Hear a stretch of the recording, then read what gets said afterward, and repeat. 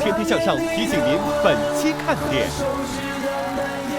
视听触味嗅，如果让我们放弃其中的一项嗅觉，放弃嗅觉，就意味着放弃了嗅出危险的机会，也放弃了成为一名吃货的资格。就像树枝一样的那种。哇，太狠了！我天哪，你们之间的感情是这样的！哇！吴泽林，你可以刷个牙再来做节目吗？我真的，韩哥都不敢站回来，我的天啊！我现在自己说话能被自己揍晕过去。今天来了几位靠鼻子工作的嗅觉大师。我们需要带着你的鼻子来看我的展览，嗅觉和视觉的一个二元叠加的实验艺术。我是一个唯一被允许上班喝酒的员工。哦，这个工作不错啊。我是做酒类饮品的调香。那你下班喝酒不就算加班了吗？领导，他加班了。这个是我们在实验室里特调的鸡尾酒。真的是能闻到一股泉水的味道。我这个真的和奶茶一个味道。我刚才路过吴泽林那个地方，哇，那个味道太浓了，牙齿的味道。我是一名侍酒师大师，全世界大概有269个人通过考试，全世界50年。法国的阿尔萨斯产区多取名的，一闻就知道了。别尼是顶级调香师。每个人都有很多面，相信它可以表现生活中我们可能不敢表现的真实的自己。好像有个东西写着吴泽林的名字。你用来洗胃的吗？我用来洗嘴。用这个香水的人，内心有一头小兽。今晚天天向上，一起探寻嗅觉的奇幻世界。我好像真的调了个腐乳的味道。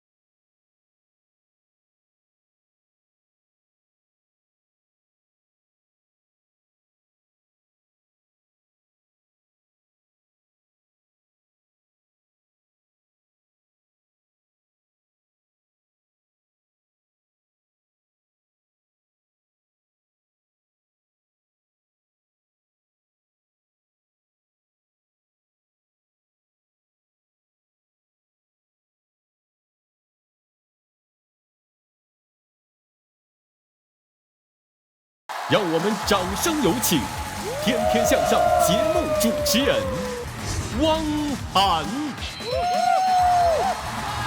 帅气！欢迎大家来到由长康纯芝麻油独家冠名播出的《天天向上》，原味原香，绿色长康。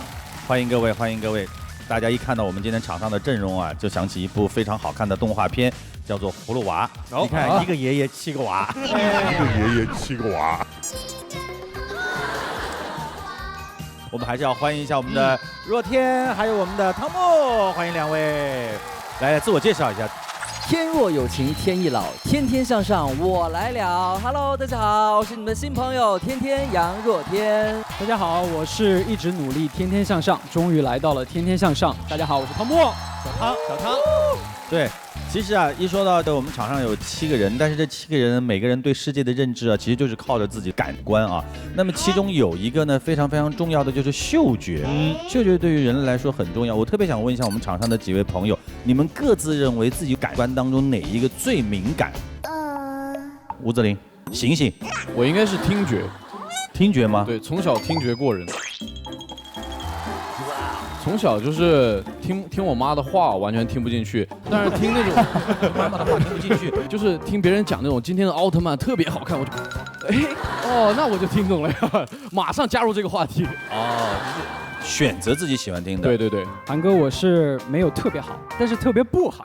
哪个特别不好？就嗅觉特别不好。是因为我妈和我爸他们就是2个极端，我妈属于那种鼻子特别好，然后我爸和我就是嗅觉特别不敏感。所以他们说我鼻子是个摆设，鼻子是个摆设。过敏性鼻炎。我也是味觉好。因为妈妈从小告诉你，你要吃得苦中苦，方为人上人。在这个地方，它上高度价值了，你看。我就跳出来，上个价值，再跳回来。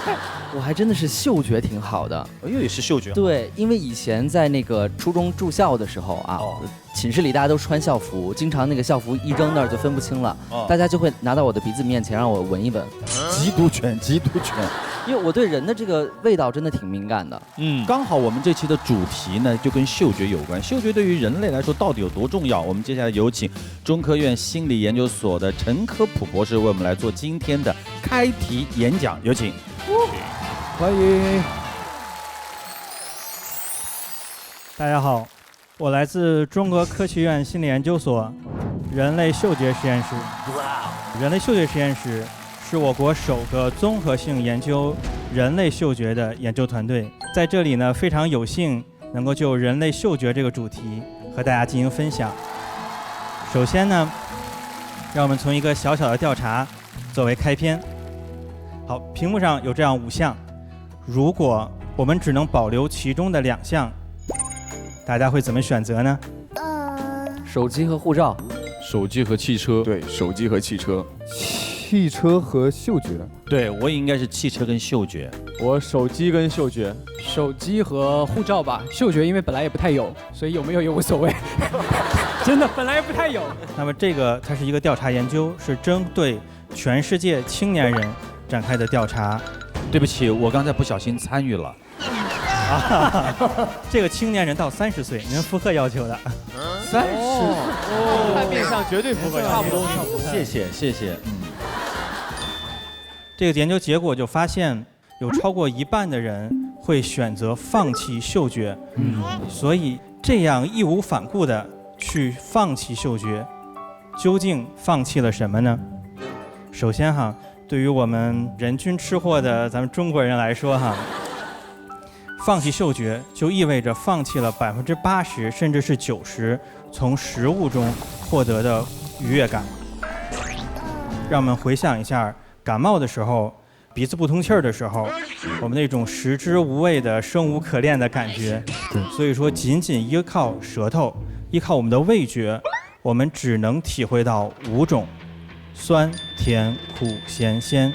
而当我们咀嚼食物的时候，所散发出来的无以计数的气味分子，通过口腔后面到鼻腔的这样一个鼻后通路，它来到了位于嗅上皮的嗅觉感觉区域，在那里它可以触发300到400种嗅觉的感觉受体，奏响嗅觉的交响乐。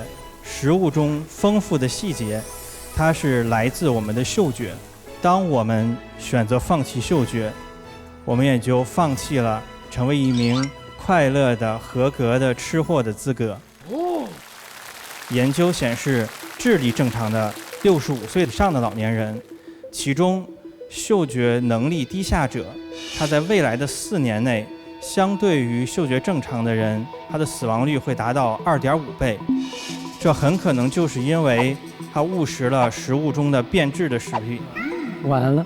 而在这时候呢，如果您的朋友跟您抱怨说，哎呀，最近我好像嗅觉大不如从前了，或者是我们参加了嗅觉功能检查，最后被确诊是嗅觉功能障碍，这样呢，咱们就需要提醒您的这位朋友，一定不能掉以轻心。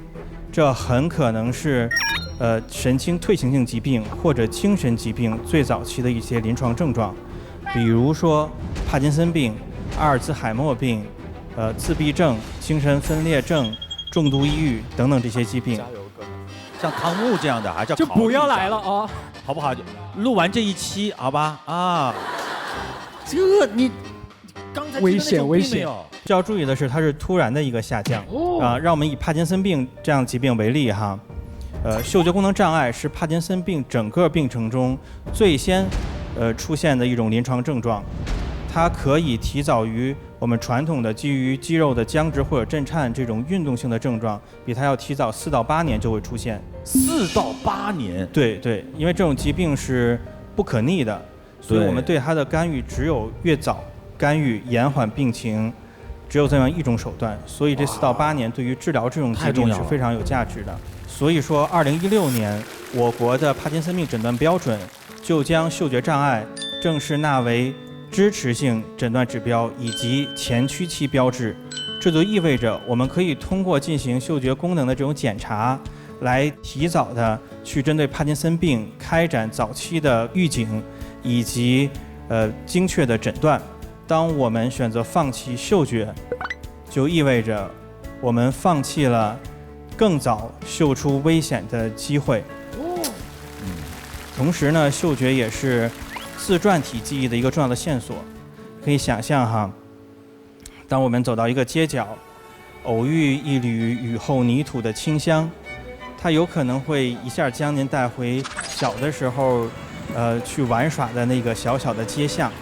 那时候的场景、记忆和感受会一瞬间回到我们的脑海里，这就是一种自传体的记忆，而且它是一种全方位的感受。当我们去相亲的时候，虽然还没有看到对方，但是他所散发的气味就足以帮助我们去挑选出我们喜欢的那一类人。是哪一类人呢？就是在基因型上与我们自身差距非常大的，有利于优生优育的那一类人。祝福大家都能拥有一个优秀的鼻子，能够嗅出幸福，抓得住，嗅出危险，避得开。谢谢大家。哇，谢谢陈博士。我们今天来做个小测试，捂住鼻子，看能不能吃出是什么食物，有各种极致的味道。小汤应该是不需要堵住鼻子，那等于做节目鼻子没戴啊。对。好了，来了，来眼罩也戴上啊，鼻子也夹住。这个眼罩很不错哎。用这个眼睛来观察世界，这无价之宝啊！这都是我，这应该都是我啊。鼻子也夹住。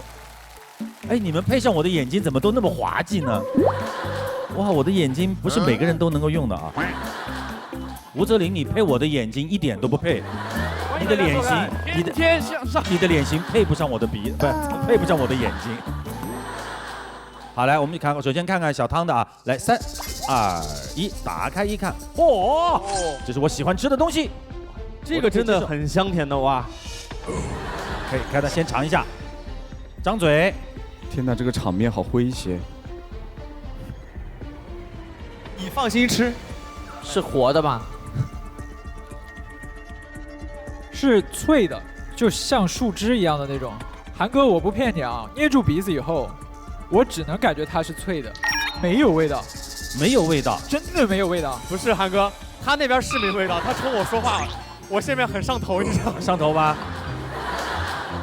好，接下来来了。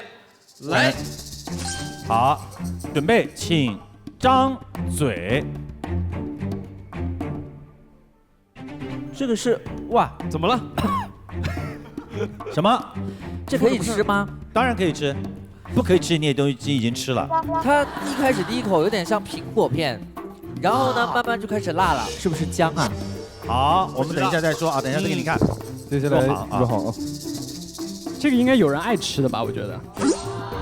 他现在吃这个是由基因决定，有些人就会天生不爱吃。这个味道有点苦，我感觉，但是从口感上它比较脆，像香菜。香菜。吴泽林。哇，吴泽林，你这个很牛啊，吴泽林。这个不得了了，真的不得了。可以吃的东西。你这样，你嘴张大，就这个东西吃法，它一定要这个得一整个全吃下去。对，嘴巴张大。我天哪，小兄弟之间的感情到底好不好，就看这一下了。一口闷啊，一口闷，走你，嚼吃下去，嚼，使劲嚼，凝固了。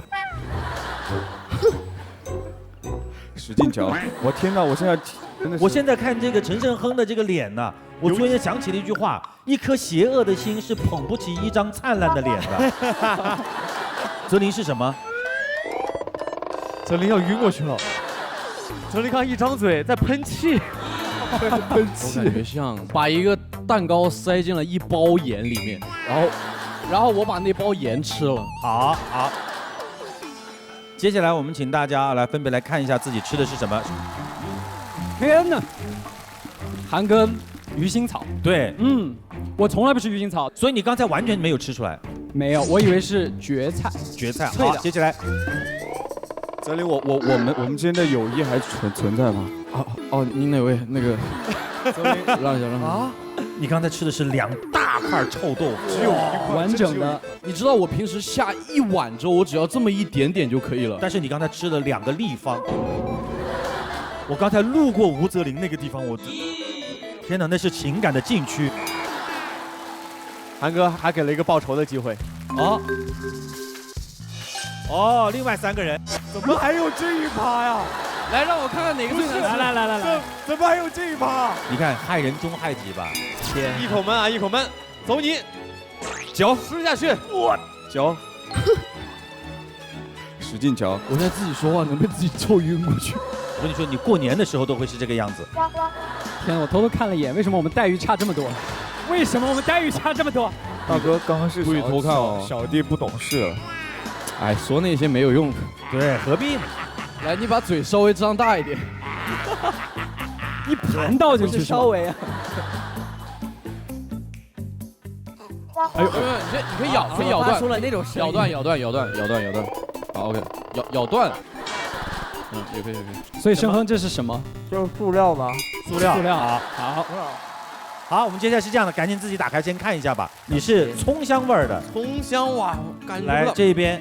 来，申亨，榴莲味的，菠萝味的，香蕉味的，不是菠萝味的啊。对，是不是在偷偷奖励3位优秀员工啊？给我们的区别真的很大，太大了。我想问一下陈老师，就是为什么夹住鼻子它吃不出味道？因为夹住鼻子之后，我们只能靠我们的舌头、味觉来感受，而味觉只有酸甜苦咸鲜5种，但是其他的就感受不到，尤其是臭味儿。而夹住鼻子之后，嗅觉这个通路就被挡住了。所以吴泽林，你可以刷个牙再来做节目。我真的。韩哥都不敢站回来，我的天！感觉现在这个麦克风都是怪不得离那么远。韩哥怕头扭过去就会有一个味道袭击过来。我的天哪，这个味道，哎呀！但是其实味道这个东西是因人而异的，对啊，有一些很刺激的味道，好像有一些人会特别喜欢，像什么榴莲、臭豆腐、汽油、油漆。有的小朋友喜欢闻汽油味，对，追着那个味道闻，追着那个汽车。对。如果从进化角度来讲哈，汽油是对人有害的，所以最直接的，大家都应该会讨厌这个味道，这样才有助于种族的延续。对。但是像您刚才说到的，他喜欢这个味儿，就有可能会和他早期的一些经验有关。这些经验给了他一个很好的回忆，而这个回忆给了这个气味一个不同的效价，或者是说，也有一种可能性啊，小孩他可能嗅觉发育的没有那么完善，所以他感觉不到所有的那些嗅觉的特征，他所感觉的可能是其中的某些部分，然后会让他觉得哎还不错。你比如说我们小时候啊，特别喜欢睡觉。为什么喜欢睡觉呢？是因为每天气好的时候，把那个被子太阳晒了以后，那个太阳香香的味道。是的，到现在为止，回老家睡觉那个床上的味道和其他地方绝对不一样，就是不一样。有可能别人闻就觉得很奇怪，但是你一躺上去你就觉得好踏实。对，就是您小时候一直在这个环境里，而且小的时候家里都非常照顾您，这是一个很安全、很舒适，一直有这种依赖性，所以会让人特别喜欢这个气味。是。老师，我之前就看到新闻说有一些新冠肺炎的患者可能会出现这个嗅觉丧失的情况，是这样吗？对，首先它是一个会有地域的差异，会有人种的差异，就一刹那就什么都闻不到了。哇！而且它的恢复是非常缓慢的，因为之前也接触到了一些新冠的患者，他们有这样的苦恼，比如说嗅觉没有恢复，认知受到了损伤，情绪有很大的压力，所以想借这个机会来呼吁一下社会来关注这些新冠康复患者他们漫长的康复过程。我们谢谢这个陈博士给我们做的科普啊，从科学的角度让我们了解到了嗅觉的重要性。那么接下来呢，我们要从艺术的角度来解读一下嗅觉艺术。我们掌声有请欧阳文诺老师，有请。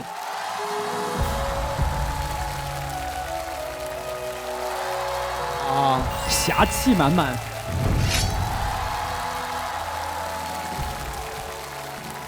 我是欧阳文东。我呢是一名职业的艺术家。我现在的艺术创作形式是用嗅觉参与的嗅觉和视觉的一个2元叠加的一个实验艺术。所以我的作品有一个特点，就是我们需要用鼻子来看我的展览。其实那个欧阳老师呢是在中国美院，就杭州。对，我当时那个时候叫浙江美术学院。哦，浙江美院啊，浙江美院学这个雕塑系，雕塑。后来就去到了比利时这个安特卫普皇家美术学院深造，在欧洲待了很长的时间。其实对东西方的这种文化都会有比较深入的了解。最后为什么会选择用这个中国传统的这个香来跟您自己的艺术做一个结合？因为我是做雕塑的，所以我就想有没有一种可能性，让一种无形来塑造有形。就香是一种小分子，它并不是一种抽象的东西，所以它是一个有空间、它有物理物质的，所以它只是一个比较意象的，像很符合我们中国人对那种留白、对这种意象的那个观念。所以我在这个时候所以嗅觉进入了我的艺术表达。对，今天欧阳老师也带了几件艺术作品啊，让我们一起来用鼻子欣赏一下。好，欢迎。哦，我一进来我就觉得好像有一股那种藏香的那种味道。对，像看展一样。而且还没走到这儿的时候，已经有种味道扑面而来了。是。那老师，我们能近距离感受一下，还是只能保持这个位置？都可以，对。你只要不舔就行了。那是味觉的艺术。味道很特别，真的很像老爷家的那个药香的味道。其实我上台之前我就闻到这个味道，我不知道几位有没有感觉，就是小时候吃的有个零食叫滑滑丹，给你饭，耶，是吧？滑滑丹。我刚发现这边的介绍，每一个作品它上面就写的很简单，每一个作品的名字就叫做蜀香丸506，或者是说6270，就是后面都是一个蜀香丸杠一个数字。所以说，老师您这个作品的名字是和这个单纯的数字是有关系的吗？对，那边那部分作品它叫蜀香丸多少多少数字，那么这个里面确实有差不多有那么多数量的香丸，因为我就不想把我后面的那个我当时创作的时候的那种很具象的名字来限定这个作品，因为我想给观众一种互动，所以我上一个在北京在今日美术馆今年4月份刚刚做了一个个展，个展的时候我这个题目就叫蜀香丸记。就像早期的交响乐一样，它都是就是作品多少多少号嘛，到了后来才有标题嘛。我那个展览只有1到2件作品，它出来了一个名字，比如这一幅叫尘埃，这就是我某一天北京下雪了，初雪，有点冷，天是灰的。我觉得那种苍茫的那感觉，我说我今天要做一幅这个作品。这幅因为香丸做了很久很长时间，但是当它自然的干的时候，它香料慢慢有一点皲裂的感觉，就这是非常感动的。时间让它有了更深的表情。据说在观展的时候，有的人看得感动的哭了，因为像尘埃一样，像恒河的尘埃一样。老师，我有个问题特别好奇，就是您这个作品在展出的时候，几个作品摆在一起，不会串味儿吗？不会串味儿吗？好问题，真的很好奇。对，会的。有的时候我是刻意的让它这个串，因为它本来就荷香嘛。就我们中国人就荷是最高的，就是，所以那个你看那个每一个颜色，它实际上都不同的香方，就做出来，所以它本来就在一个荷的一个状态。其实这就是我的一种中国情怀，你闻到的是我们似曾相见的我们的气味，很多香料，什么沉香啊、檀香啊、龙脑啊，什么这自然的香料，它调和在一起，并不像药那么苦让你拒绝，而是它里面你慢慢有一种含蓄的一个中国的香味。其实我倒是觉得这个欧阳老师用这个香味，它其实雕塑出来的是一段光阴。对，你刚才说的很好，我是研究无用之用的，它是一种精神上的一种勾连。还有就是它这个香味超出了本身这个作品的一个外延。对，你刚才说的很好，其实它就是像负空间一样，它有实体的，有留白的，实际上它还是一个视觉和嗅觉叠加的空间。就我在研究的就是这个诗意般的一个精神层面的。对。老师，我想问您啊，为什么会想到用香丸来制作这个艺术作品？我们现在人因为被当代很多碎片化了，很多事情都要追求很快或很好或很有用，其实我们那种连接生命的那种很多留白的东西反而没有了。所以我一直在思考，它能不能变成我的艺术表达，它能不能变成一种当代大众直接能够看到的、能够感受到的我们的香的文化。所以我希望大家以后在看我的展览的时候，能够从我的作品里面看到一个当代艺术的新的一种可能性，也能够闻到我们传统的文化自信。所以这个传统还是非常强大的哈。就像我们说话，我们的乡音，比如说我是重庆人，你重庆的嗦？对，我是重庆人，所以随着我年龄的增加，我发现我的乡音越来越重了。他们说的，就不管你走多远，可能乡音是我们第一个文化的起点。我希望大家都在自己的乡音里面找到一点幸福生活的一点点安逸的感觉。中国的香文化和国外的香文化到底有什么样的区别呢？区别挺大的，就是国外香文化的话，他们出发的时候应该遮瑕除臭，就是遮那个味道。但是我们中国人可能是从曲园这个往下，它是文人内修的一种状态。苏东坡啊、黄庭坚啊这些唐宋八大家很多都是制香的大家，可能香它更是一种在他们书法和文章那种显性的作品以外，后面这个内修的一种留白，你知道吗？所以我们这一点东西实际上是非常高级的，我觉得这是我们可能跟西方不一样的。而且现在那个教堂开始弥撒以前，那个神父拿着那个香炉，就上面可以甩那个冒的烟，那里面一定燃的是乳香，他们直接点燃那个东西。那乳香因为很圣洁。另外就是中东人，有人说迪拜啊什么的，他们可以直接在香炉里面烧那个一大段的沉香，他直接烧。那我们中国人从来不这么做事儿。刚才我们说的就是我们会很委婉、很柔和，隔火熏香，我们不直接投到火里面烧，所以我们叫但见有香不见烟，就是我们闻到这个这个感觉，这个意境，这就是我们的有那个香灰，然后呢，香灰扒了个洞，里面放一个橄榄的那个炭。对对对，和是我们最核心的东西。就和香，和是一个你对自然、对天地的理解。中国文人他讲究独与天地精神往来嘛，对，他就是跟自己精神层面的东西有一种互来。实际上这是一种性情。那除了欧阳老师的这个嗅觉艺术的，今天还有一些其他很有味道的这样的一些工作者也来到我们现场了，让我们看看他们从事的是什么职业。我们掌声有请，有请。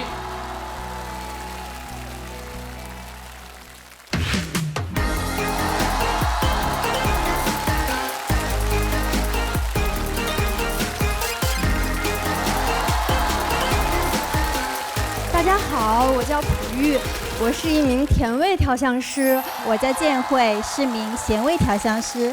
我的工作就是关于饮料的调香。虽然你们不认识我，但很有可能喝到过我创作的香气哦。我的工作呢，可以到全国各地打卡美食，捕捉瞬间的美食香气，让美食锦绣天花，更富有灵魂。大家好，我是吕阳，我是名侍酒师，也是名葡萄酒的教育者和传导者。但如果你要记住我一个头衔的话，我是一名侍酒师大师。记住，吃是为了身体，喝是为了灵魂。我觉得吕老师说话就有那种感觉。大家好，我是杰尼香水调香师。那既像小裁缝，又像写作者，用不同的香气分子为您打造隐形的香气外衣。哇，太厉害了，一听就特别厉害。那我们接下来就跟几位老师好好的聊一下。我们首先有请这个食品的调香师，我们的建慧和朴玉两位老师，欢迎。有人说这个食品的调香师啊，就像魔术师一样啊，都是可以调制出各种口味，这个很神奇。能给我们介绍一下这个职业吗？其实调香呢也挺有趣的，它其实跟小孩玩那个乐高搭建一样，它是一个个模块组合在一起，玩转这些香气，让它搭建成一个含有特殊风味的一个香气物质。对的，对的，正因为有我们的出现，大家平时喝的饮料呀，还有吃的一些食物，才会被赋予各种各样的香气。哦，您两位刚刚跟说相声一样，说相声一样。他说完之后，哎，对呀对呀，您说的是，我是不是最佳捧？对，你捧的真好。那老师，我想问一下，你们那个食品调香师日常的工作是什么呢？你们是不是天天这吃一点儿，这吃一点儿，然后混一点，哎，调出了一个新的？因为我本人现在就是做酒类饮品的调香，所以我上班的日常是这样的。比如说我来到实验室，我还没有吃早饭，那可能等待我是一桌酒的样品等我品评，有可能是啤酒，有可能是各种各样的鸡尾酒。天哪！所以我是一个被允许上班喝酒的员工。然后就是喝到什么时候上头了，说领导我不能工作，我要下班了，今天喝了3杯已经上头了，再见。上头即下班，所以您上班也喝酒，下班也喝酒。对，下班因为我也会自己去打卡一些网红的饮品店或者是酒吧，然后有时候走过那个便利店也会顺便去来一个便利店调酒。那你下班喝酒不就算加班了吗？领导，我现在在喝酒，麻烦算一下我的加班工时费。你很机智。老师调制出来的味道几乎是100%的还原食物本来的味道。比如说你们要调出一个像藤椒鸡，那就要去吃。对，那藤椒鸡是四川当地的一个元素。我们去四川当地到各家餐馆去尝不同的藤椒鸡，才会筛选出一个最好的一个藤椒鸡，然后会解剖它。解剖它，就是分析它是吧？对，在脑海里面回感，然后走遍到菜场去了解真正的藤椒元素和当地的一些鸡。怎么样是烹饪的一些元素，把这些所有的元素构建成以后，然后带回到实验室，再是复盘最终的香精。太厉害了！哎，说到这里，我就很想看一下你们的工作环境了。大家现在可以看到的地方，就是我们调香师平时工作的实验室了。架子上摆满了大大小小、琳琅满目的原料，大概有3000多种。作为调香师，我们就需要熟悉这3000多种原料的香气，以便用于创香。这些原料简单的可以分为2大类，一个是单体原料，还有就是我们的天然原料。那天然原料呢，举例来说，就会有可可、茶、薄荷、香草，还有柑橘类的精油等等。那这些大类呢，下面就会又细分出不同的小类，比如说柑橘，我们就会有柠檬油、青柠油、橙油、佛手柑、西柚、橘子等等。又因为它的产地呀、来源呀或者加工工艺的不同，又会继续细分成更多的小类。比如说，我们拿柠檬油来举例，这个柠檬油有可能是来自于意大利或者是加利福尼亚。那这个柠檬油有可能是冷榨而来，也有可能是蒸馏而来。这些细微的差异都会带来最终香气还有口味的不同，并且我们实验室里有很多昂贵的原料。比如说，我手中的这一瓶来自于大马士革的玫瑰净油，像我手中这小小的一瓶，就要用到大约120斤的大马士革玫瑰，1公斤大约要高达6位数之多。除此之外呢，我们也会用到一些其他有趣的原料，比如说像我手中的这一瓶3甲基银朵，俗名叫做粪臭素。它是天然存在于粪便之中，但是它也存在于花啊、甜菜根或者是像樟树此类的。如果我们来直接闻它这个原料，就会觉得有一股很刺鼻的腐臭味。但是当我们把它稀释10万倍，甚至是100万倍，它就会散发出来很愉悦的白花香气，类似于茉莉花。所以这个粪臭素呢，就会出现在雪糕啊，或者是果汁饮料当中。不光是吃的，有的时候我们经常会碰见越来越多奇奇怪怪的喝起来的东西。你们各位不知道有没有碰见过？我先举个例子，就是有那种无酒精的鸡尾酒，我喝过皮蛋味的，还有这个老北京冰糖葫芦味的调制鸡尾酒。但是是一种新奇的体验。对，真是很新奇的体验。以前有一个叫做什么百花什么白蛇什么，那是崂山的那个水，我喝过那个，像喝药一样。今天我们也带来了这个几款市面上不存在的特调饮品，大家可以品尝一下。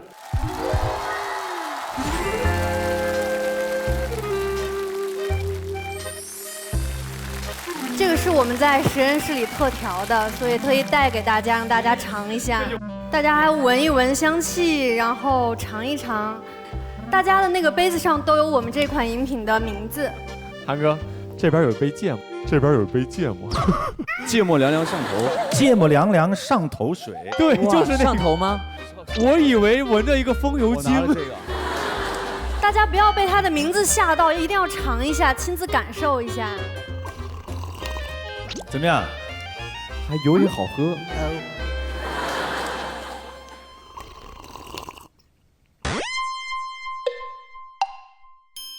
吴泽林，你喝的是鸭屎香，对不对？你看你的手气，是有点鸭屎的味道，是吧？臭豆腐啦。哎，不对，我怎么知道鸭屎的味道？真的很好奇，我想试一下。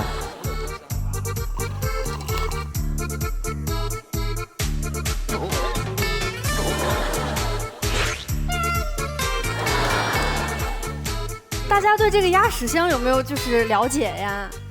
好像是一个咖啡的，不是，那是猫屎吧？鸭屎，喝多了。今年特别红的一个网红饮料，我一直搞不明白为什么叫那个名字。那我给大家简单的科普一下，其实鸭屎香它是一种茶，它是凤凰单丛的一种。那关于它这个名字的由来，其实是有2种说法的。第一种是因为在种植这个茶叶的土壤，它是一个黄土壤，所以它这个俗名叫鸭屎土。第2种说法呢是这个茶农呀害怕别人把他这个茶树偷走，所以他就丑化了这个名字，想掩盖它这个馥郁芳香的茶叶。哎，老师。我想问一下，就是我们小时候，就是家长总会劝我们，就是要少喝香精调的饮料嘛，说喝了对身体不好啊，这种是真的吗？这其实这个问题也挺敏感的，社会上也有那种化学抗拒的人。但是呢，我这边声明一下，其实，香精在中国食品法规来说，对香原料是严格把关控制的。我们的比欧盟的还要严的。对，很严格，非常严格。对，所以这一点大可不必担心。我们的所有的这些香精，只要在食品中呈现的，都是安全的。就本身就是可食用的那种香精，同时你们又会限制它的所有的比例的含量。对。明老师，我相信很多朋友其实对食品调香师这个职业都特别的好奇。那我想问，怎么样才可以成为一名食品调香师呢？会吃。如果你想成为一个调香师，首先最重要的就是你要有敏锐的嗅觉和味觉，这个是重中之重。然后呢，你要有惊人的记忆力，因为你需要熟悉2000甚至3000种以上香原料的特性，比如它的味道呀，对，2、3千种啊，对，2、3千种。然后呢，你最好是有一些相关的专业知识背景，比如说化学或者是食品，像我本人就是学化学的。对，然后第3点呢，你要有特别的一个坚持和一个毅力吧，因为首先你要经过3年的培训，然后再经过5年的磨练，你才有资格成为一个独立创香的调香师。太不容易了，而且这个在调香这个行业，从业的时间是非常非常重要的啊。对，我从业调香，从公司培训到现在18年以上。你看，就是随着你的从业经历的叠加，你在这个行业里面的权威性说得更加通俗，你就越来越值钱。是，真的是这个样子。越老越吃香了。对，那么成为一名调香师就不是那么容易。今天我们要考验大家一下，看看你们有没有成为调香师的这样的一个潜质。好，璞玉老师要给大家出题了。对，今天我为大家带来5个模块，然后大家可以动动手 DIY， 然后提示一下大家，这个5个模块，如果你们搭建的比例够正确的话，可以调制出来大家一个平时常见的水果。如果比例不对的话，就是吴泽林吃的臭豆腐的味道，就是鸭屎香的味道。原料有3组，对，这3组是一样的，大家可以随便选取1组来用。你们需要脑子里有个谱，哪些东西是要多的，有多有少啊。高端的食材往往只需要采用最朴素的烹饪方式。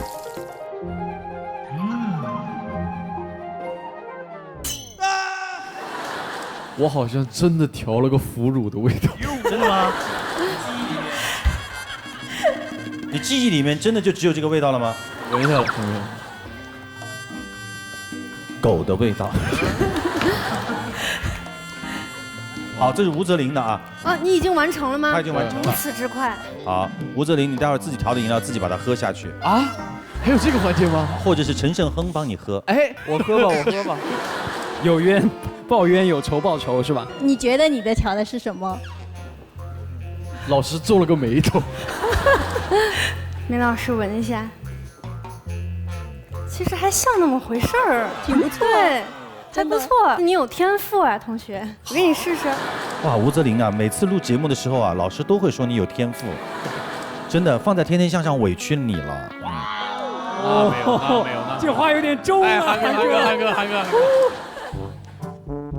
老师，这个是什么专业的设备吗？可以跟我们介绍一下。哦，这个叫一叶枪。一叶枪，对。哦。可以了，然后你可以这样稍微的晃一下，因为它有气。哎，不用晃那么大力，因为是有气。我接受了。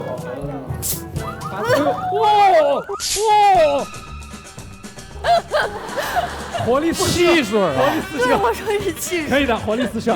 我觉得吴泽林可能就是不想喝，然后故意把它弄洒。我真的不开玩笑，夏黑葡萄味。哇，好棒！好，这是汤姆的，对，这个那个璞玉老师闻一下啊。好。更熟甜一些。坏了的葡萄。啊，你没觉得葡萄酒酿吗？有一点。我发现我们很多同学都是调出来一个很熟的葡萄，对吧？喜欢蜜，你们喜欢甜，是不是？是的，生活里需要一点甜。谁不喜欢生活太甜蜜了？几个少年调出了很熟的味道。大家也猜出来了，最后答案是一颗紫葡萄，对吗？那我现在要让大家感受一下我们做好的。小汤，你代表尝一下标准答案的味道。对。表情要到位哦。那重新来，重新来。没说这一趴对不起。3、2、1，走。开广告了。有人模仿我的脸。谢谢，我们谢谢两位老师，谢谢两位老师的分享。你先看，你们有同样的几款东西，在不同人的手上，它变化出来的味道就是不一样的，截然不同。它其实跟自己小时候的那种记忆是有的啊，有关，对。所以他们调出来的东西里面那种甜的那种元素啊，他是特别喜爱，就说明大家很年轻。对，我们除了这个食品调香师，还有一类这个日化调香师。我们接下来有请上的这位嘉宾呢，可以调配出任何让人觉得愉悦的香水。我们有请我们的香水调香师杰尼来，有请。其实，在疫情下，每个人都戴起了口罩，大家都很喜欢的这个口红就没有什么用武之地了啊。因此，彰显个性的香水顺势成为人的心头之好。老师是怎么理解这样的一个职业？香气其实可以把它理解成气味谱曲者，某种程度用不同的香气分子看成香气音符，对它们进行有机组合，从而打造出可以传达美感、情绪、画面、故事的作品。是。你刚刚的那个璞玉老师跟那个建慧老师啊，他们平常也要捕捉甚至是记忆2000多种到3000种吧，对不对？对。那种味道。那咱们香水调香师日常的工作呢？其实挺类似的，这是基本功。对于原料的认知，日化类调香师有天然材料，包括合成材料。然后呢，其实还有一个选择的工作。调香原料的话，成百甚至上千。那我怎么样能到达我要去的意境？它也是一个选择的艺术。我觉得这个是最难的。因为都是好的香气，怎么样组合是最和谐的？您刚才提到一个词“和谐”，是调香当中经常会用到这个词 “accord” 啊，所以中文也叫协香。某种程度就是要找到它们不同原料之间它一个相对的平衡，哪怕我是要表达再激烈的情绪。我想问一下，我们场上这7位日常生活当中用香水的，请举手。除了我，哎，吴泽林也不用，我不用，真不用。吴泽林主要靠吃的饮食方面来调整这个味道。对，我们今天啊也带来了各自平常就是用的这个香水啊。那杰尼老师通过平常大家用的这个香水来判断一下这个人的性格啊。我好像有个东西写着吴德林的名字。这款香水可太不得了了。吴德林，这是你的吗？是我的。你用来洗胃的吗？我用来洗嘴。来。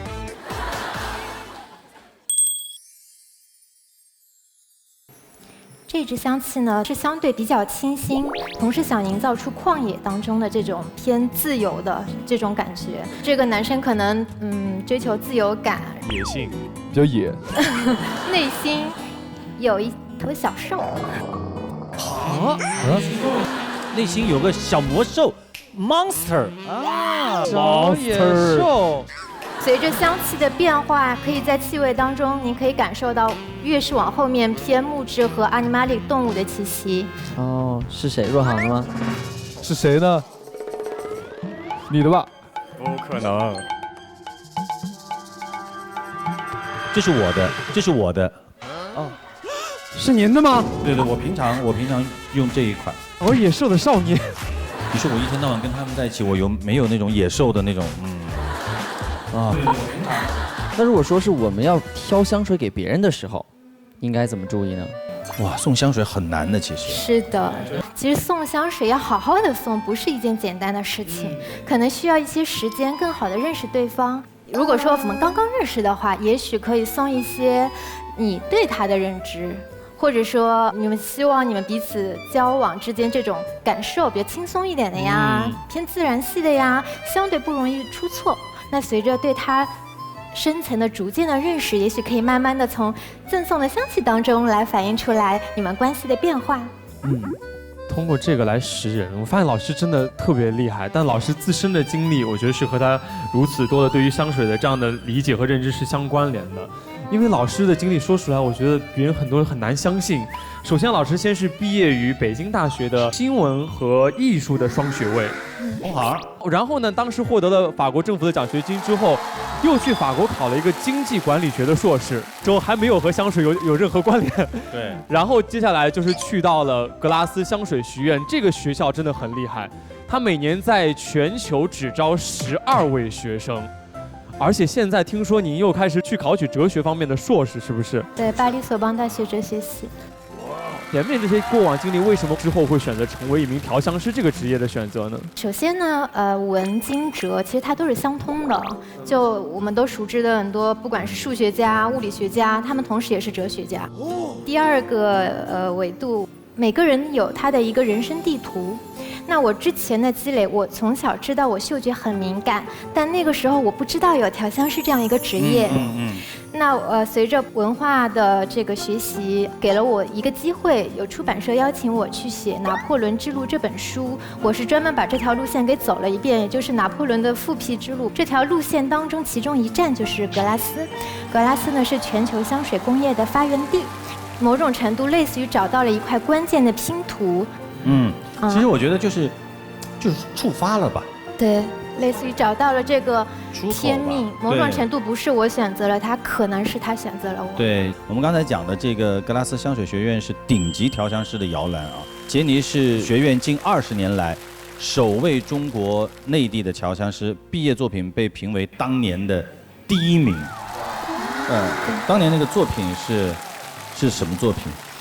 当年的我们的这个毕业设计呢是有一个主命题，这个命题就是爱。在这个基础上，我的设计呢，它的名字是叫 Loving， 其实是 Love 和 Wing 的一个组合，爱之意。Loving 是一个进行时，其实每个人都是降落在人间的折翼天使嘛，托起我们飞翔的翅膀，其实是爱。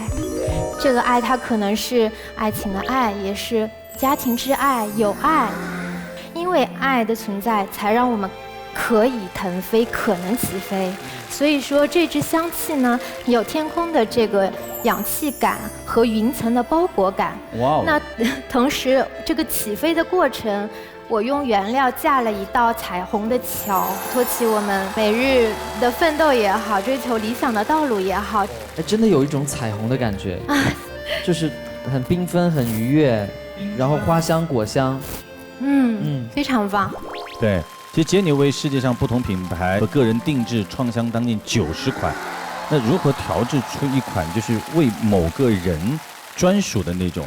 定制的话，某种程度我首先会先放空自己，因为某种程度我要让自己成为对方，从而可以更好地理解他想要达到的香气意境。基本上来找定制的，他们自己都会带着一定的比较独特的故事和诉求，因为不然市场上香水太多了。太多了。你有什么印象特别深刻的就是定制的这个香水吗？今天带来了4个。这支香气是一位妈妈，她来找到我，她是一位在中国生活了10年的法籍西班牙人。然后她有5个孩子。哇。然后他来做这个定制呢，他跟我说，我希望定制一支香气，想让我的孩子们知道妈妈身上不只是有烤鸡的气味。所以说他定制这支香气是西班牙他老家乡的山里面清风的气息。而且他最后还买断了配方，就是想给他孩子以后传承下去。买断这个词儿很阔气的感觉。买断之后，这个香气是完全独属于他们家族，是独属于他的。这其实对于拥有这个香味的人而言的话，其实是格外重要的，也是格外珍贵的。对，他比较珍视它。它可以家族传承了嘛？对对对。第2个故事，这个名字就很厉害，速度轮胎。想想自己的车跑了那么长的时间段啊，那个橡胶摩擦，所以是一位修车厂的师傅定制了这款。是的，差不多了。肯定跟车有关了。其实这支香气呢是一个品牌定制，是一个汽车品牌。汽车 OK。然后他们直接来的时候就说，我不需要这支香气很好闻，我就希望大家能够记住它。对，稍微气味有点强。老师说这个气味有可能一般人接受不了，所以我就先给3位老师闻。速度轮胎，真的皮革味很重，哇，咋跟你葡萄有点像？这回老师，我的个妈呀！就是郊游那种感觉吗？对。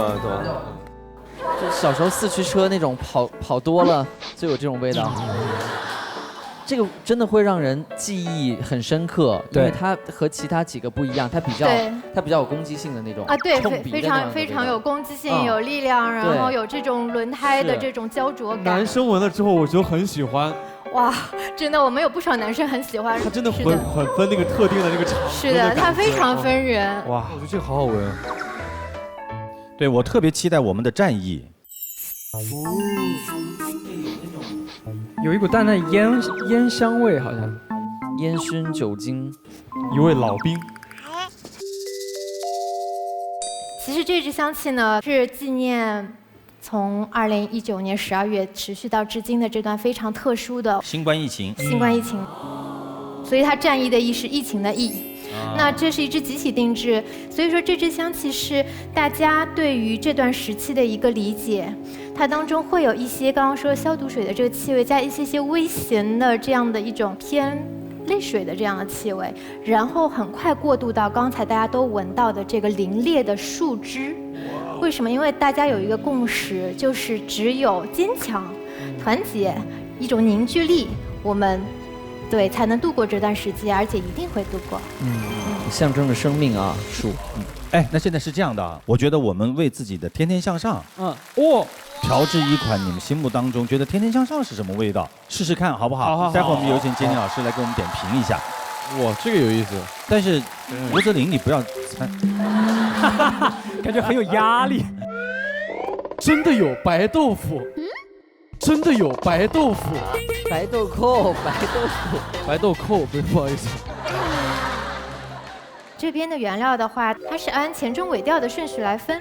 那前中尾调的话，它主要是从这个原料它香气分子的挥发性来做一个界定，也就是说，你可以更好的理解它的一个呈现的力度随着时间的变化。今天这里有的原料，大家可以先闻一下，然后选择一些你觉得跟你理解的天天向上比较接近的这些原料。之后呢，我们来写一个配方关键不在怎么调，是待会儿要怎么说。没关系，我们可以放松一下，就做一个体验，一个初步的一个认知。那个我想问一下杰尼老师，像一瓶香水里面最多大概可以用到多少种？说实话，它是没有一个规定的。对。但是常规调香的话，几十，比如说一些，尤其是年份越老的香气，可能它会更繁复。那现在比较流行简约主义的话，有些调香师他可能90个原料都能做出一支非常漂亮的作品。OK， 好，正好9到10个就可以调出很好的味道了。你们刚好7个人，一人挑一个。好，当然也可以2个人喜欢同一种味道，证明你们前世有一段缘分。我来看看是谁。不要受到一些特定词的拘泥，你就是闻味道就好了。对，韩哥，我闻的这个。你闻的是哪个？白豆腐吗？不是，白豆蔻。白豆蔻。然后我闻它是有一股颜料的味道，就是感觉上真的可以啊。吴子霖是白豆蔻。对。柱子呢？这个雪松有一种那个年轻人身上的味道。我也选那个雪松。雪松，对，你们前世有一段，你们前世而且是在雪天，兄弟啊，而且在雪天。是吧？我是岩兰草。岩兰草，对，很低沉，然后有一种向下扎根的感觉。好，盛亨，甜橙，甜橙，对啊，天天，茉莉，对，茉莉，香而不妖。来，那个小齐，印度尼西亚广藿香，藿香正气水儿，感觉有点像。解暑还是？我是刚才中暑，想醒醒脑。好，来吧。我给天天向上加一滴甜橙。你可以多一点，这一管是10克吧？够了。可以拿出来以后，先闻一闻，然后再加。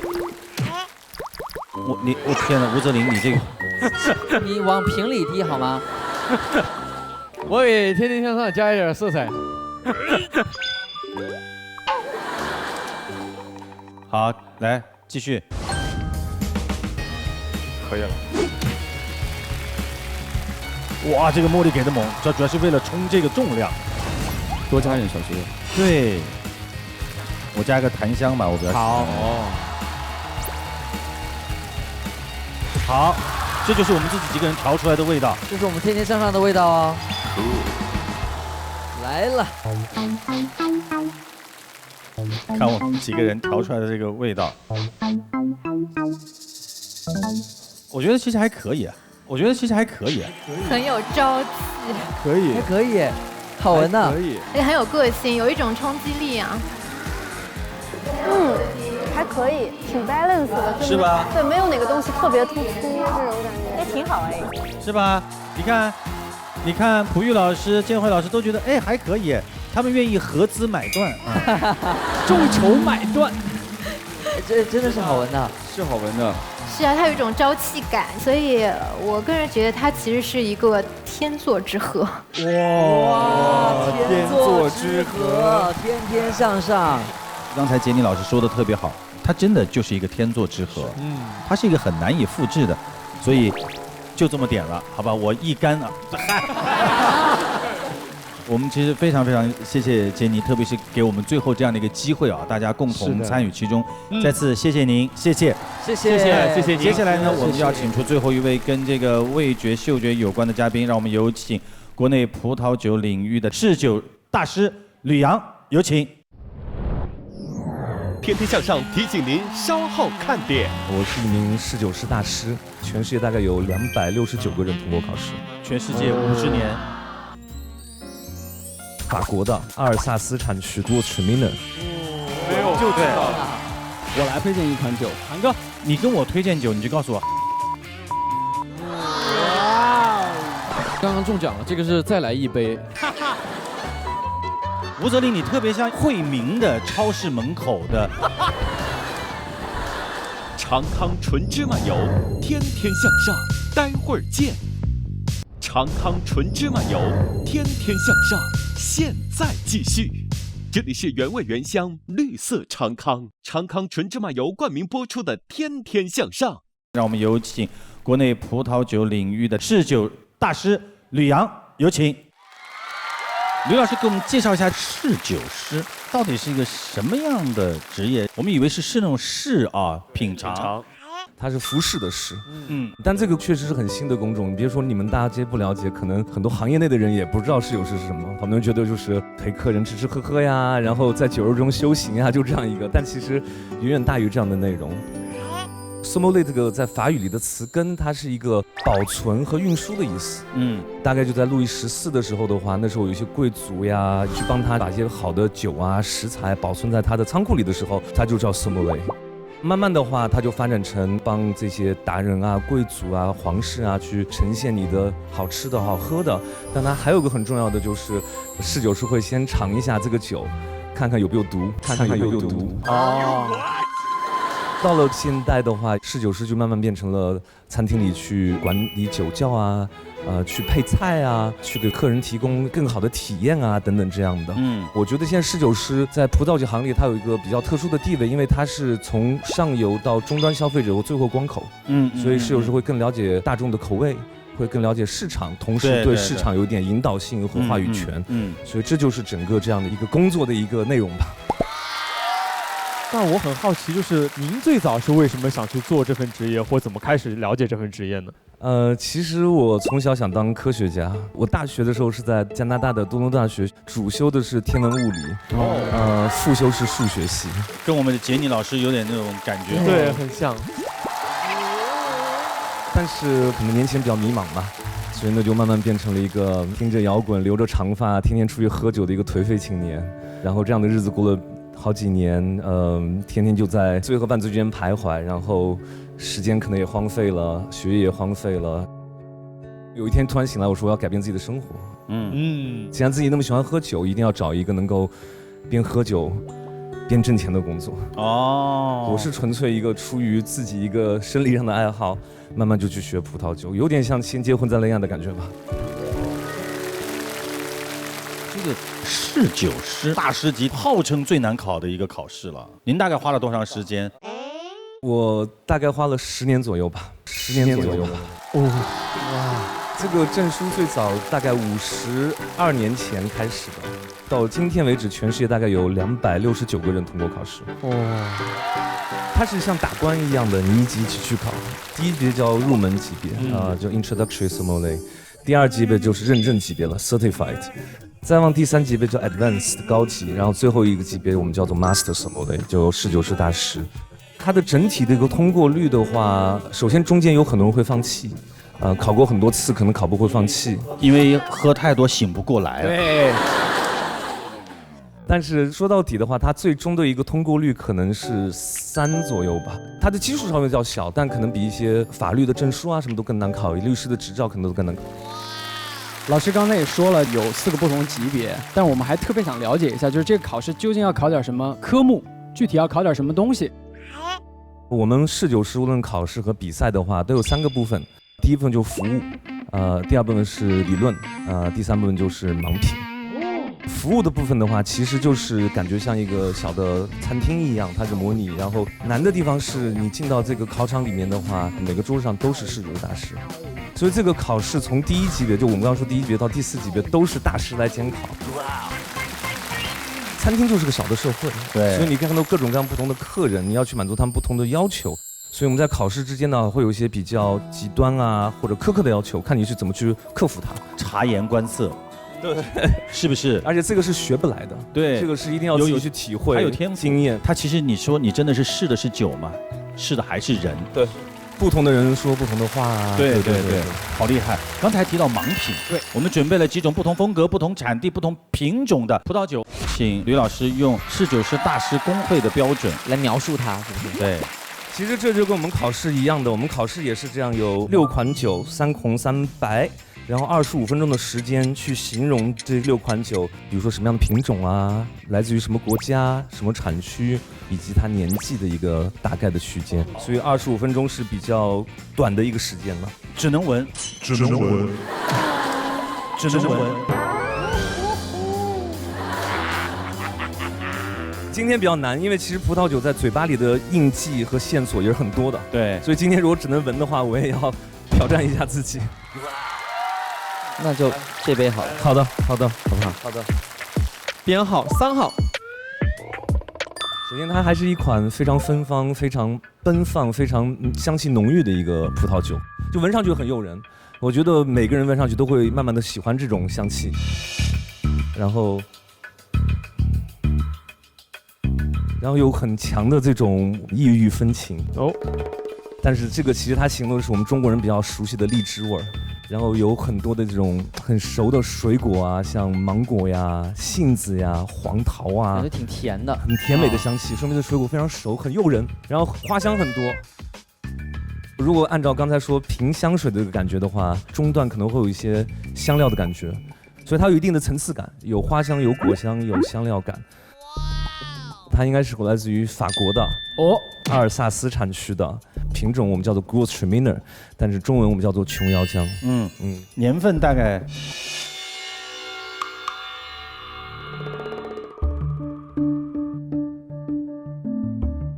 年份相对来说比较新一点吧，因为老酒的话，它的果味不会那么新鲜，不会那么活泼，这个感觉很活泼的香气，所以这个我觉得相对来说可能就是19啊或者18年这样的香气吧。好，我们来公布一下正确答案。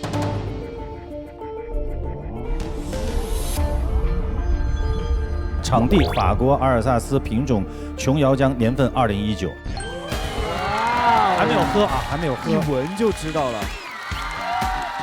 你看这里其实是有不同的啊，真的很厉害，这么准，他都没喝哎。那应该怎么去品这个酒？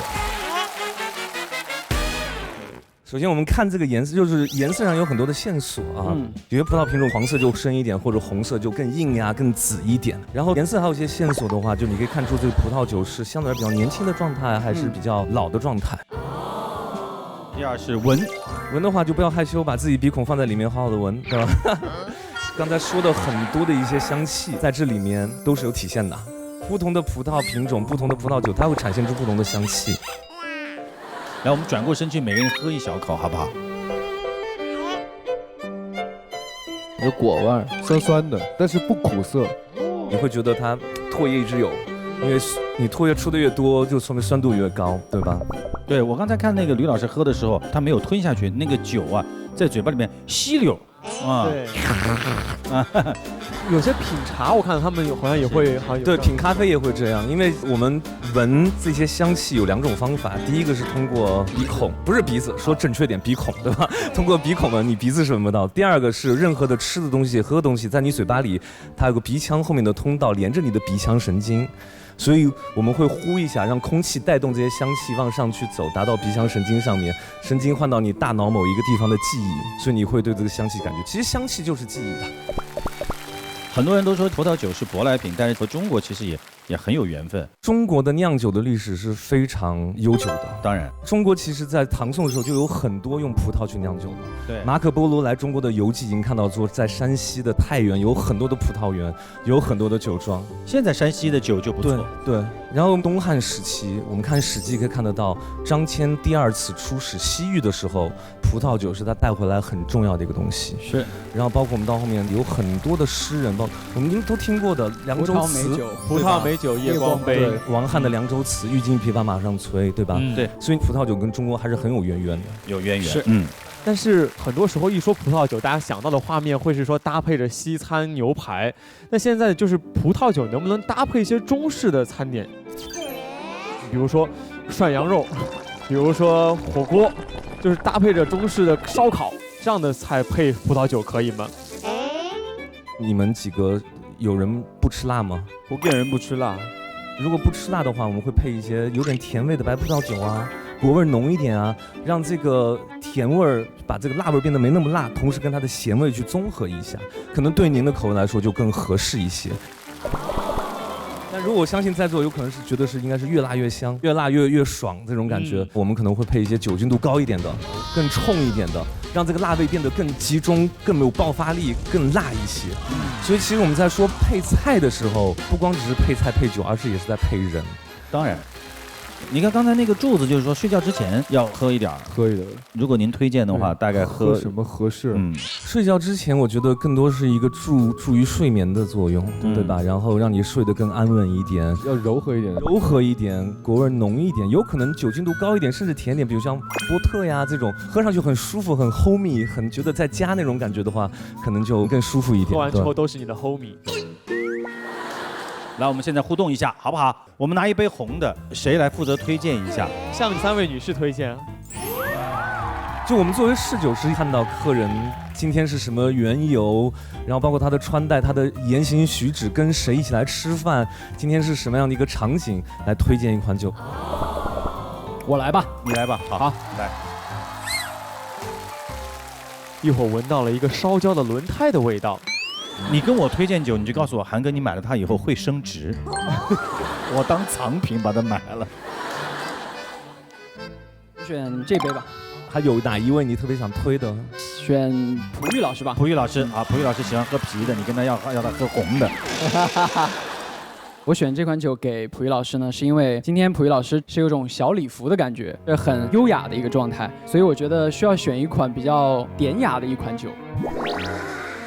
然后我闻到这款酒呢，是我觉得有一种淡淡的巧克力的味道，有一种很丝滑的感觉。很甜香。对，就是有一种甜而不腻的感觉。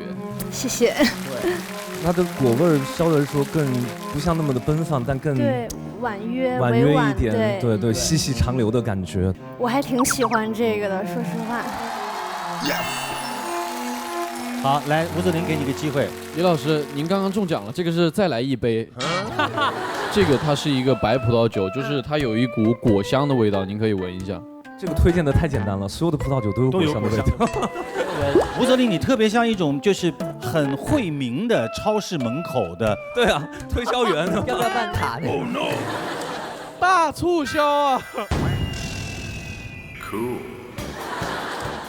就是这个它老好喝了。对，老好喝了，老好喝了。对。不错不错。看来其实大家对于这个香味还算不错。对的，其实人和人之间没有太多的一个生理的差别，经过一定的训练，有集中度的话，都可以感知很多的香气。那保持灵敏的嗅觉非常的重要。湖南省公安厅禁毒总队本期联合天天向善小分队进行了一场特别的禁毒宣传工作，通过还原生活当中的真实场景来沉浸式的考验2位小兄弟对新型毒品的认知，寓教于乐的向年轻观众来传递毒品的识毒辨毒的重要性。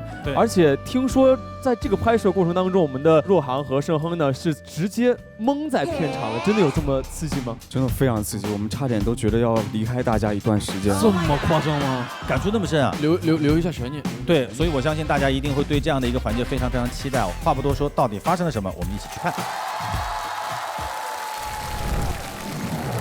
天天向上提醒您稍后看点。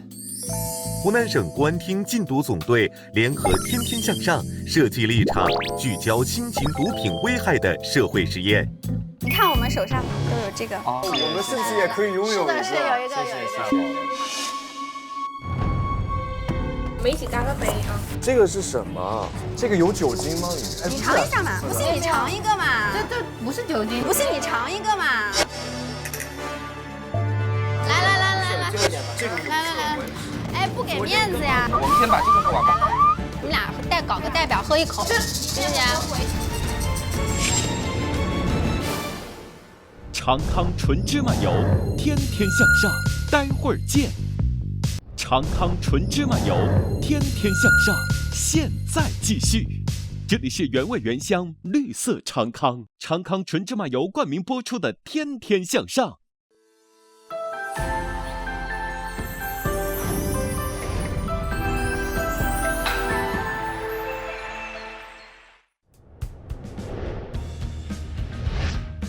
近年来，新型毒品给青少年带来的危害与日俱增。今天，湖南省公安厅禁毒总队联合天天向上设计了一场聚焦新型毒品危害的社会实验。很容易遇到这种情形，他们都是。对。实验模拟了一个青少年常见社交环境——生日派对。节目组邀请演员演绎还原新型毒品在生活中多发的诱骗场景和伪装方式。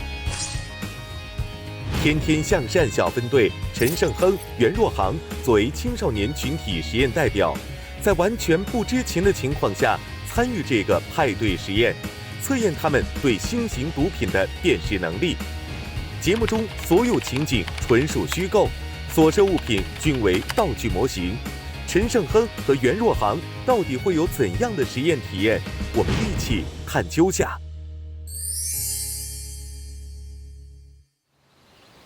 走，那我们去参加派对喽。我们应该是这儿吧？这里好漂亮啊 ！Happy birthday！ 敲门，敲门。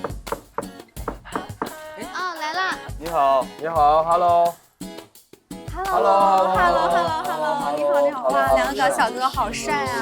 这里是什么颜值派对吗？大家怎么长得那么好看？来，请坐。好。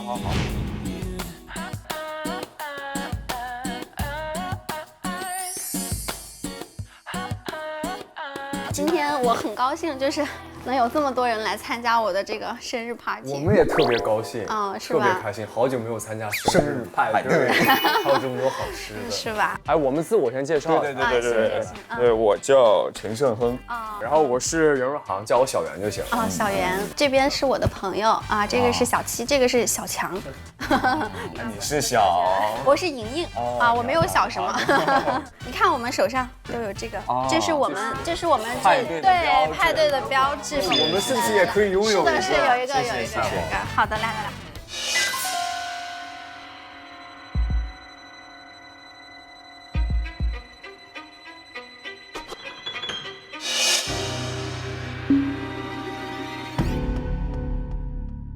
他们两个完全没有任何的警惕性，没有这个概念，没有这个概念，就拿了以后就马上就开始贴了，所以要近10点22分进场，24分就已经完成了，就第一个邮票就已经贴上手上了。其实现在很多年轻人啊、青少年啊，就是在这样的一种场合下，在不知不觉当中就把这种毒品就已经使用上了，他自己都不知道。刚好你们渴不渴？我们去拿那个杯子给他。没事，我们去拿。没事，我们来帮忙吧。那个弄点饮料。好嘞。好。那正好我们一起干个杯啊！是。好的，我们干个杯。行，干个杯。这个一听就是湖南人是吗？再看这个饮料，那是陈胜亨吗？这个是什么？这个一种比较火的一个饮料，你们不知道吗？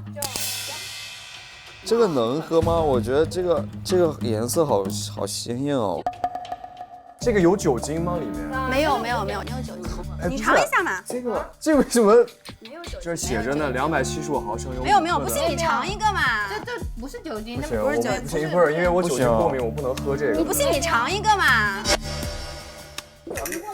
有水吗？我给大家倒点水吧，要不然。来，你喝一口呀。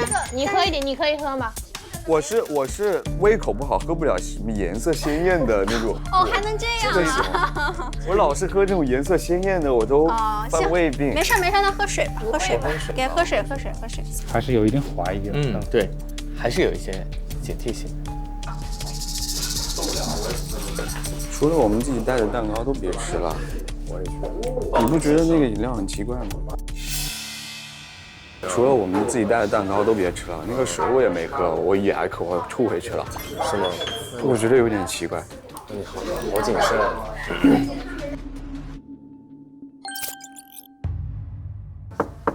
小强，来人了，等一下。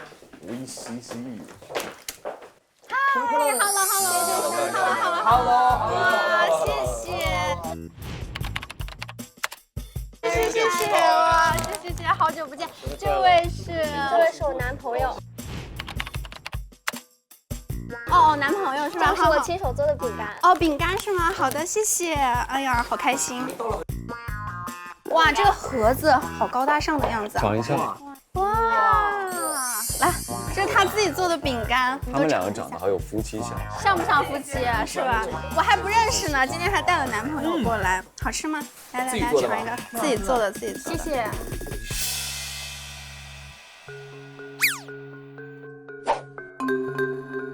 好香啊！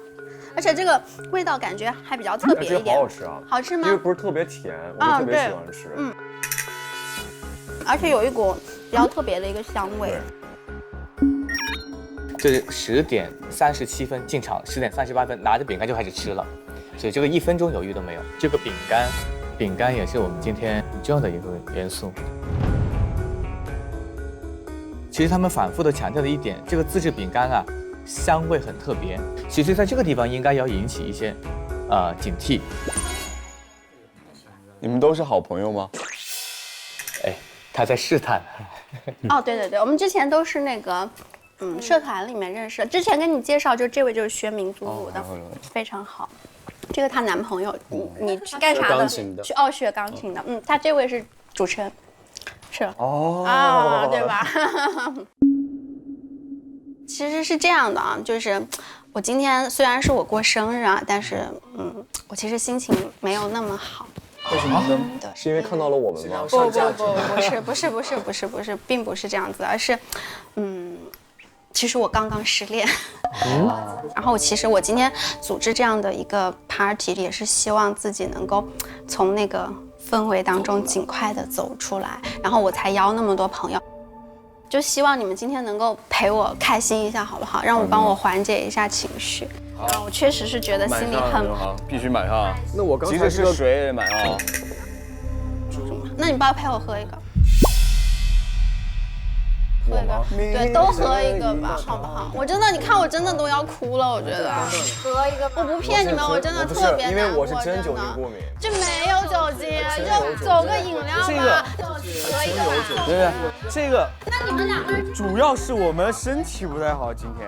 你们既然来参加了这个派对，是不是？然后。我确确实实我心情也不是太好，你们俩搞个代表喝一口，今年维 C， 不然我成分可以对吧？你们谁牺牲一下，2个人2选1，好不好？确实是含酒精，你看，喝一点吧，不是喝一点吧？这种有色我。来，哎，不给面子呀！来，你们来。干完，我们再给他们倒。因为我跟你说哈，这不是面子的问题，是啥？因为一个是我确实喝不了酒，因为我喝了之后不是朋友们，你看啊，不是我不是能喝，我都喝了3杯了都。因为你不过敏。好，那换一个，来干了。我决定，我不让他俩站一起了。对他们俩不让他俩站一起，是吧？来，你先拿，我们先把这个喝完吧。你干了我说。这是你自己的，你刚刚放那里。我干了你。生日快乐，生日快乐！生日快乐！嗨起来，咱都来了，不要扫兴啊！来。好。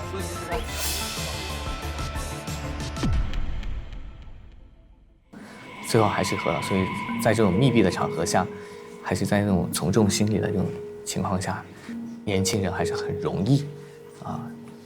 接受这些东西。对，我们是不是要准备了？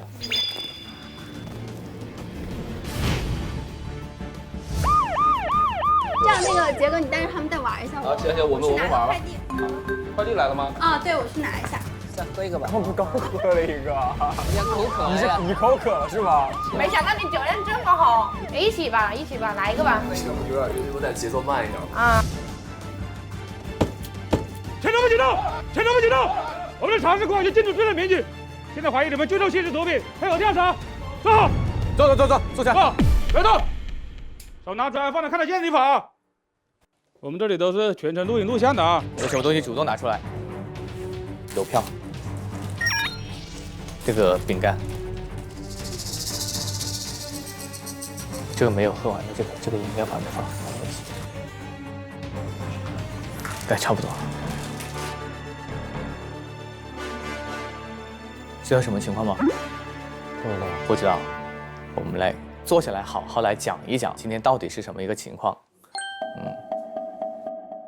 好，刚刚我们上演了一出这样的社会实验。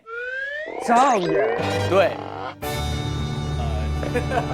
导演，我吓死了，导演。我们今天不是来参加生日派对吗？对啊。哇。当时冲出来的一瞬间，我感觉就3个字：天塌了。我就一直沉浸在这个派对当中，就没有想太多。如果真的发生在真实世界，是真的很可怕的一件事情。其实就是考验2位兄弟对当下的一些毒品的认识。给你们介绍一下，这是我们湖南省的戒毒警察戴莹莹，在座的各位呢，也是我们今天特别邀请过来的青年群众演员，来配合我们上演这样一场社会实验。辛苦了大家，可能对你们来讲有一点心灵上的冲击，但是的话，我们也是希望给予我们更多的青少年一些这方面防毒拒毒的知识的普及。新型毒品，特别是伪装毒品，现在很多在诱惑着和迷惑着我们的青少年。接下来就给大家来普及一下，我们大家可以把手伸出来看一下。那么这个邮票的话呢，它就是一种新型毒品，通过我们皮下的毛细血管可以直接吸收。这种成分叫做 LSD， 它是目前我们发现的致幻性最强的一种精神活性物质。它的作用的话，比一般的摇头丸还要强3倍以上，它会有强烈的兴奋作用。这个曲奇饼干的话呢，和我们传统在超市里买的饼干，外观上来讲没有太大的区别，一模一样，几乎是一模一样。对，但是的话，它里面会有一些绿色的植物成分在里面，而且它的气味和普通的曲奇饼干会有一些不一样。那么这种饼干里面含有的这种绿色植物是什么呢？就是大麻。把它制成饼干以后，它比原来大麻的身价就涨了10倍以上。What？ 这个巧克力和刚刚的大麻饼干也是异曲同工的，它里面就是大麻熬制的大麻油。毒贩制作巧克力，他们的车间是非常的粗糙的，看到一些包装非常粗糙，又没有生产日期、没有品牌的这些零食，我们就特别要注意。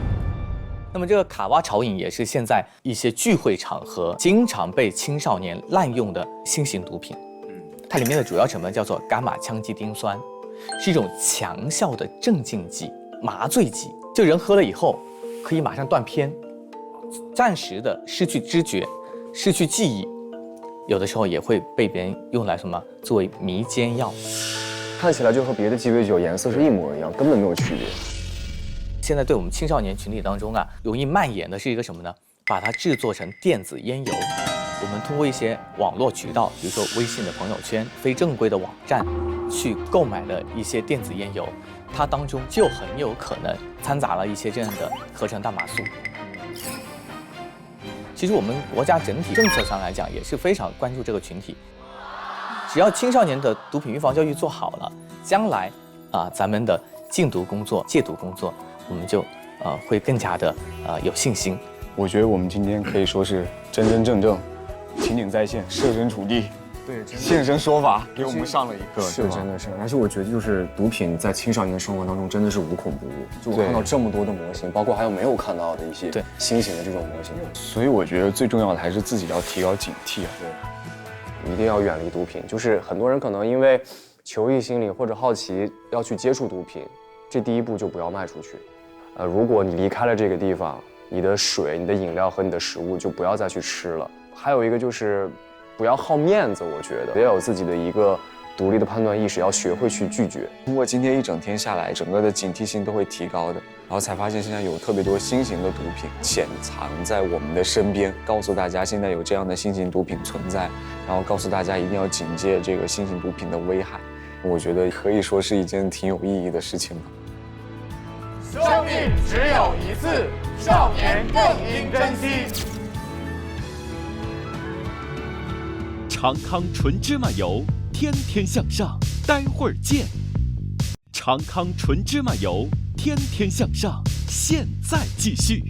这里是原味原香绿色长康，长康纯芝麻油冠名播出的《天天向上》。天天向上提醒您下期看点。慢直播，慢直播啊，慢直播啊，阿金还不知道。买抖音系的吗？我不买。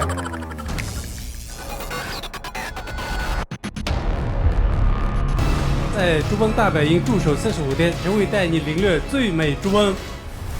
雷神山、火神山当时是几亿人当云监工。做慢直播呢，就是想展现给大家生活当中会轻易看到这种内容，真是厉害啊！会追着天象去，这个去到各地做星空直播，让大家亲身抬头去看星星。七夕的时候，刚好一颗流星划过流星。哎呦，赶快许愿！这是今年8月记录到的最亮的一颗无限的流星。通过大量的直播，我们发现听的时候流星特别多。我突然觉得萧敬腾不厉害了，他只是雨声而已。可以把大流量的版型的情况通过直播的方式带到大家的面前。这个慢直播把这个整个的驾考过程公开化、透明化。目前为止，我们已经拍摄到了3次雪豹，雪山之王。他为什么是这样叫的？怎么是河南口音呢？希望能够通过慢直播这种形式，能够拉近和野生动物的距离，能够让更多的人能够加入到野生动物的保护中来。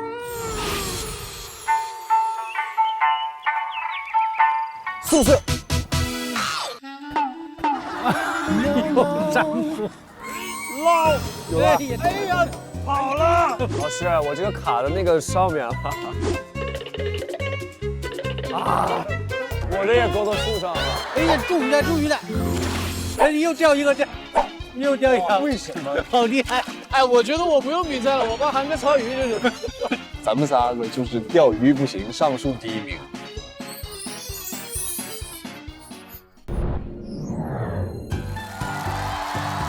我们有一个好消息要告诉大家，小七有一个新节目叫做《名侦探学院》啊，到了第5季了。对，每周4中午12点呢，在芒果 TV 准时上线，这非常非常的棒。没错，好好加油！学院成员会做一个探索，然后呢宝藏推理的节目，非常的好玩。希望大家呢可以有空的时候多多去支持一下，也谢谢韩哥在这帮我推荐一下，谢谢。好好加油！也希望这个节目能够因为小七啊变得更加的好看。感谢独家冠名商长康纯芝麻油，原味原香，绿色长康对本节目的大力支持。感谢大家收看我们本期的《天天向上》，谢谢几位老师，谢谢，下期再见。